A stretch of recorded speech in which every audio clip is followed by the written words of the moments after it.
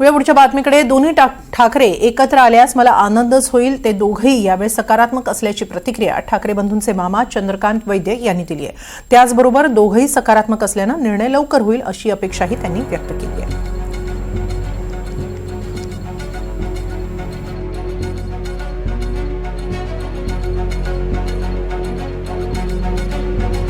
महाराष्ट्राच्या राजकारणात सध्या दोन्ही ठाकरे बंधू एकत्र येतील का अशा पद्धतीच्या चर्चा सातत्याने घडतात आहे, कारण दोन्ही बाजूने तशा पद्धतीची वक्तव्य होतात आहे। आणि याच विषयी बोलण्यासाठी माझ्यासोबत आहेत राज ठाकरे आणि उद्धव ठाकरे यांचे मामा चंद्रकांत वैद्य, त्यांच्याशी आपण बातचीत करतोय।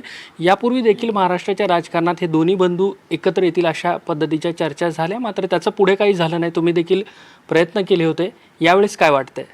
नाही, यावेळेस वातावरण पण चांगलं आहे, दोघंही सकारात्मक आहे असं मला वाटतं। आणि खास करून संजय राऊत साहेब हे जास्ती जोमाने प्रयत्न करत आहेत आणि त्यांच्यावर मला वाटतं स्वामी समर्थांचा थोडासा आशीर्वाद असेल, त्यामुळे ते अशक्य गोष्टी शक्य करण्यात त्या प्रयत्न नेहमी करतात, हे आपल्याला गेल्या बऱ्याच वर्षाच्या अनुभवानं माहिती असते। तर या आशादायक जास्ती आहोत आम्ही, कारण सध्या महाराष्ट्रातली राजकीय परिस्थिती दोन्ही ठाकरे बंधूंची बघितली तर मनसेलाही एक उतरती कळा लागली असं आपण म्हणू शकतो। उद्धव ठाकरेंनाही अपेक्षित यश जे आहे ते दोन्ही निवडणुकांमध्ये मिळालं नाहीये, मात्र जी सध्याची परिस्थिती त्यामध्ये ह्या दोघांनी एकत्र आलंच पाहिजे का?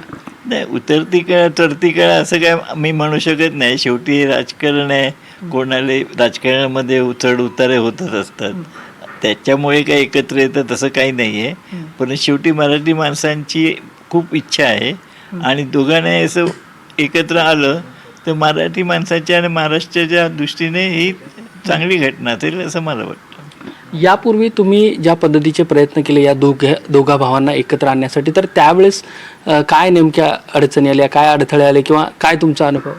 नाही, अडथळे आणि अडचणीचा प्रश्न येत नाही, शेवटी दोघांची मनाची तयारी लागते, वातावरण लागतं। मी सांगितलं ना की खुदा के घर देर अंधेर नाही होती है, तसंच आहे, काला ये तस्मै नमः। ज्यावेळेस परिस्थिती बदलते आणि योग्य वेळ येते त्यावेळी योग्य गोष्टी होतच असतात ना। सध्या परिस्थितीमध्ये या दोघा भावांनी एकत्र यावं असं तुम्हाला वाटतंय? आनंद असेल? नक्की ती आनंद होईल आणि नक्कीच एकत्र येण्यासाठी मी पण प्रयत्न करतोय, सगळे करत आहेत आणि लवकरच त्याचा आपल्याला एक फलदायक असा निर्णय जाहीर होईल असं माझी पण अपेक्षा आहे आणि आपली पण तीच आहे असं मला मनोमन वाटतं। ठीक, धन्यवाद ही सगळी बातचीत केल्याबद्दल।